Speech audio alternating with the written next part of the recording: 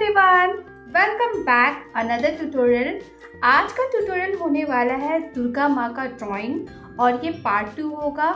Part 1 में मैंने outline tutorial बनाना सिखाया था कि ये कैसे बनेगी, और आज का पार्ट 2 होगा जो कि मैं कलरिंग सिखाऊंगी, वो भी ऑयल पेस्टल कलर से।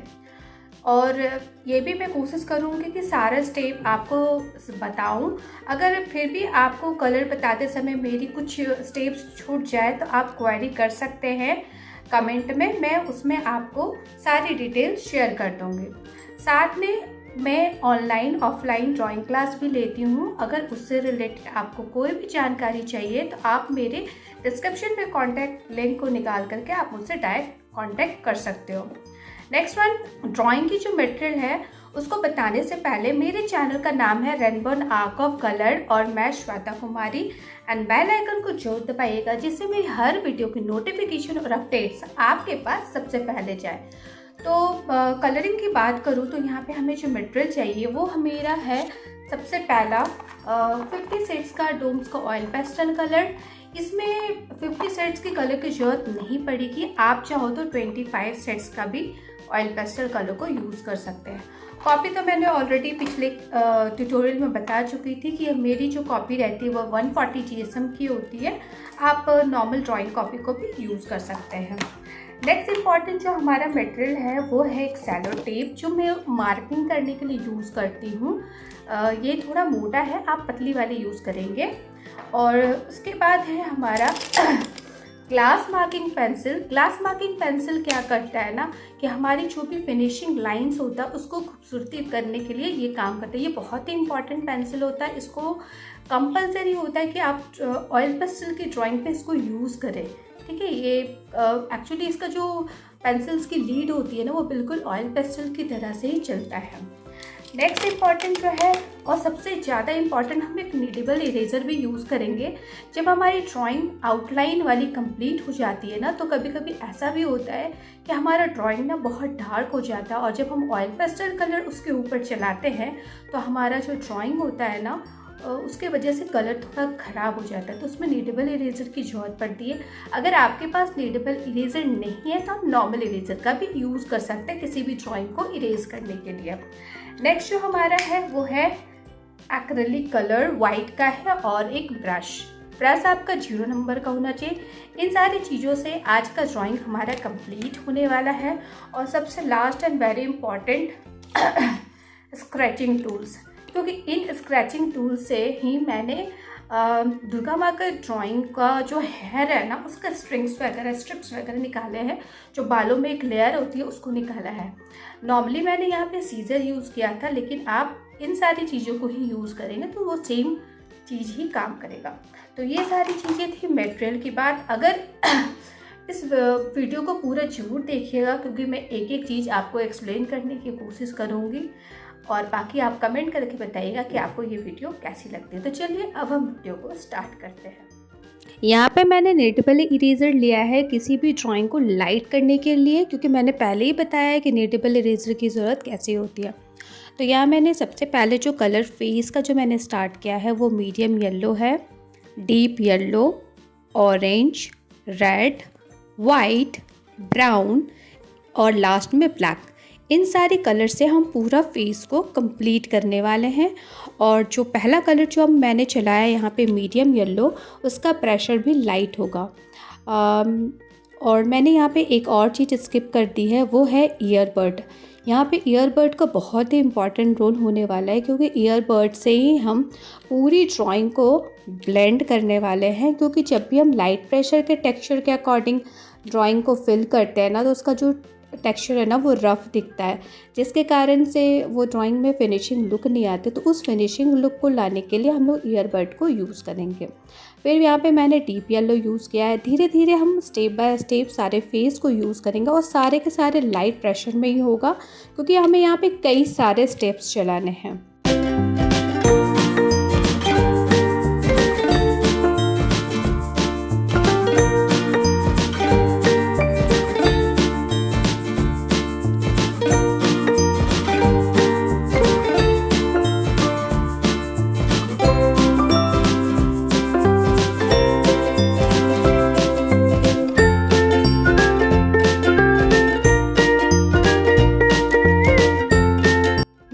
मैंने यहाँ ऑरेंज कलर तक फिल कर दिया। अब बात आती है ब्लेंडिंग की। तो मैंने यहाँ पे ईयरबड लिया है और ईयरबड के ऊपर मैंने येलो कलर लगाया ताकि जब आप ब्लेंड करो ना ईयरबड से तो आपका कलर निकले नहीं बल्कि उसी में रह जाए और अच्छे से सारे कलर्स ब्लेंड हो सके। ये चीज़ें थोड़ा सा ध्यान में रखेंगे, ईयरबड पर आपको कलर को लगाना है। अगर आप ईयरबड के ऊपर कलर नहीं लगाओगे और डायरेक्ट अप्लाई करोगे तो आपके जो सारे कलर्स जो आपने यूज़ किए हैं ना वो निकल जाएगा।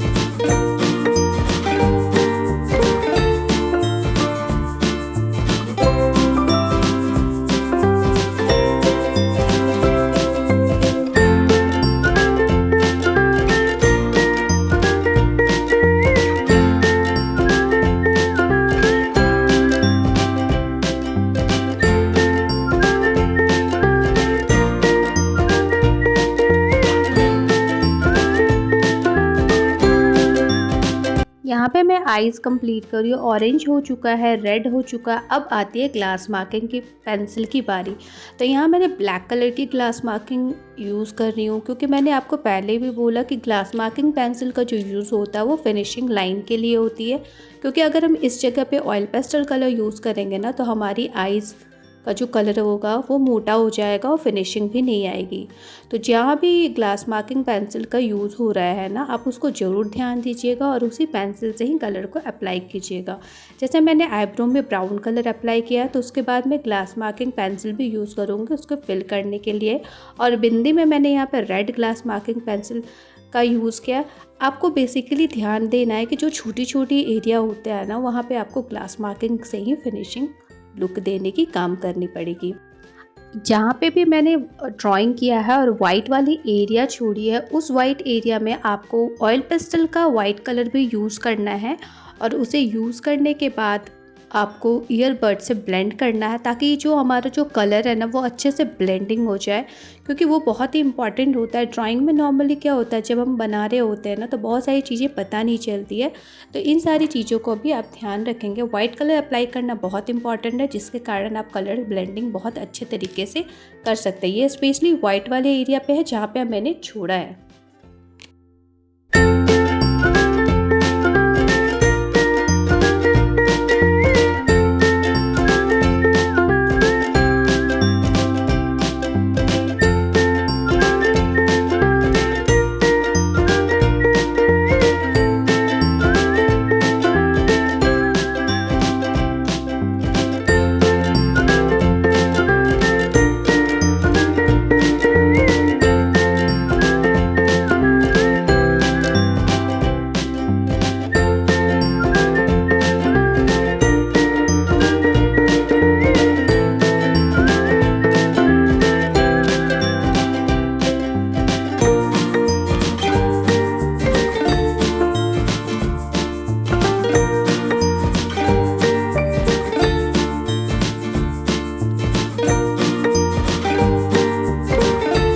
मैंने यहाँ पे लिप का जो कलर किया है ना वो ग्लास मार्किंग पेंसिल से किया है जो कि रेड कलर है और ब्लैक कलर को यूज़ करके किया है। और हर बार पेंसिल को कोशिश करना कि आप पॉइंटेड भी करोगे क्योंकि वो भी अगर थोड़ी मोटी हो जाती है तो फिनिशिंग लाइन जो होती है वो पतली नहीं बन पाती है।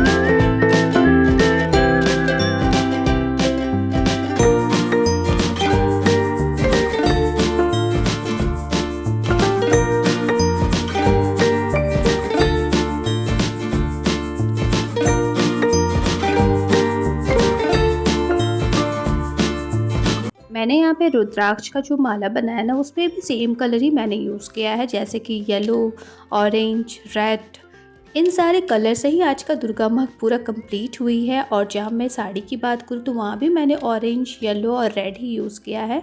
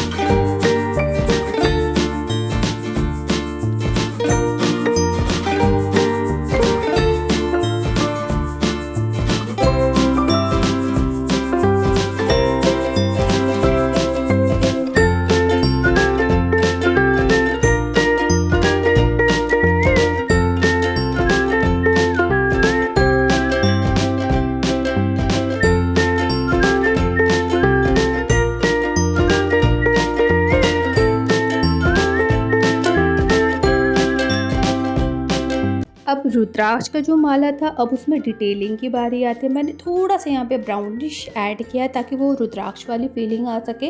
और अगेन मैं ग्लास मार्किंग पेंसिल को यूज़ कर रही हूँ, ईयरबड यूज़ कर रही हूँ। ग्लास मार्किंग पेंसिल से मैंने सर्कल को कवर किया है, डॉट डॉट दिया है, ईयरबड से ब्लेंडिंग किया है।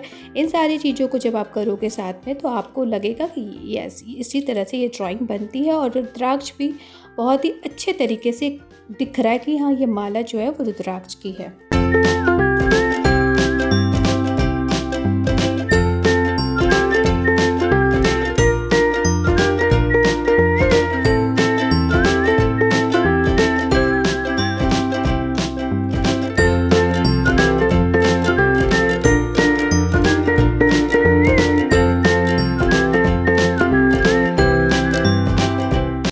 अब आती हेयर का कलर करना। तो यहाँ पे मैंने ब्राउन और ब्लैक से ही कलर को पूरा फिनिश किया, लेकिन इसमें जब कलर डालोगे ना तो स्मूथ टेक्सचर में ही डालोगे। और दूसरी बात कि थोड़ा सा वाइट एरिया भी छोड़ेंगे, क्योंकि हम बाद में इसमें ब्लेंडिंग और स्क्रैचिंग भी यूज़ करने वाले, जिससे बालों का जो एक लेयर और एक टेक्सचर होता है वो अच्छे से बन सके। ये हम लेफ़्ट और राइट दोनों बालों में करेंगे।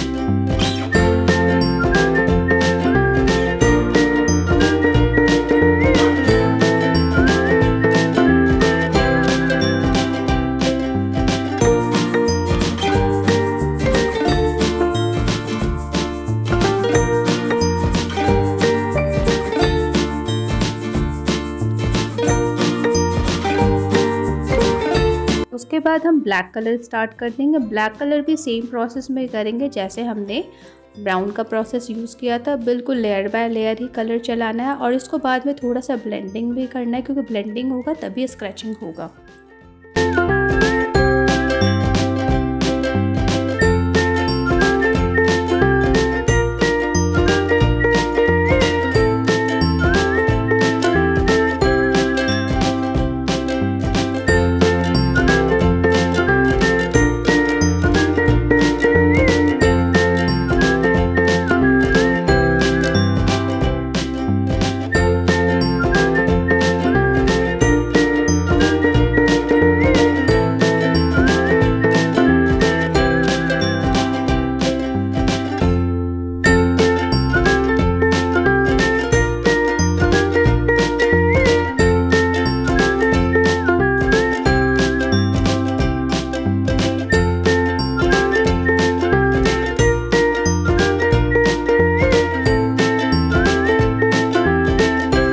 यहाँ पे हमारे हेयर कलर कंप्लीट हो चुकी है। अब बैकग्राउंड की बारी आती है, जहाँ पे मैंने लेमन येलो, ऑरेंज और रेड यूज़ किया है। आप लेमन येलो की जगह पे मीडियम येलो भी यूज़ कर सकते हो और उसे फिंगर के हेल्प से ब्लेंड किया है।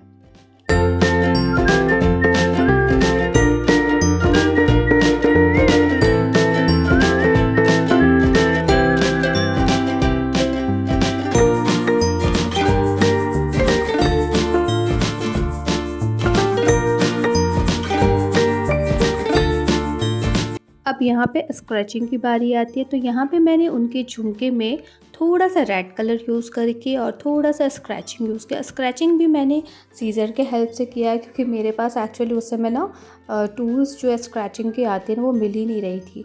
तो मैंने जो भी जुगाड़ किया, सीज़र यूज़ किया और ये जो मेरे हेयर क्लिप है ना, उससे भी मैंने स्क्रैच कर दिया। आप नॉर्मली स्क्रैच टूल से भी करोगे तो सेम जो लेयर है ना वो चढ़ जाएगा। और जब भी आप स्क्रैच करोगे ना, तो साथ साथ में आप ना फिंगर से थोड़ा सा ब्लेंड कर देना, क्योंकि जब हम स्क्रैचिंग करते हैं ना तो वो कलर निकल जाता है और अजीब सा रुखरा सा दिखने लगता है, ड्राइनेस लगती है। तो उसको जब आप ब्लेंड भी करोगे ना तो वो अच्छे से मिक्सअप हो जाएगा।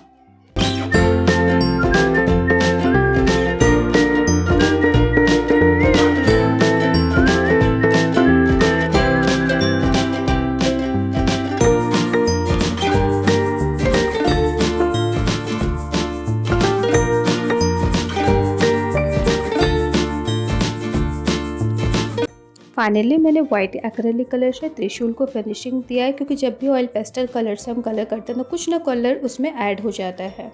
जब आप वाइट एक्रेलिक कलर कर लेंगे तो हमारी ड्राइंग कंप्लीट हो जाएगी। उसके बाद जो मैंने सेलो टेप लगाया था बाउंड्री में, उसको हम निकालेंगे और उसे ध्यान से निकालेंगे, क्योंकि मेरा ना निकालते समय पेपर थोड़ा फट गया था। मैंने उसको बाद में अरेंज कर लिया और फाइनली इसका जो लुक था वाह, बहुत ही सुंदर था। तो आप लोग कमेंट करके जरूर बताइए आपको ये वीडियो कैसी लगी। मिलते हैं नेक्स्ट वीडियो पे नई आइडिया के साथ, नई DIY के साथ, नई वीडियो के साथ। Bye bye and thank you for watching and happy Durga Puja in advance.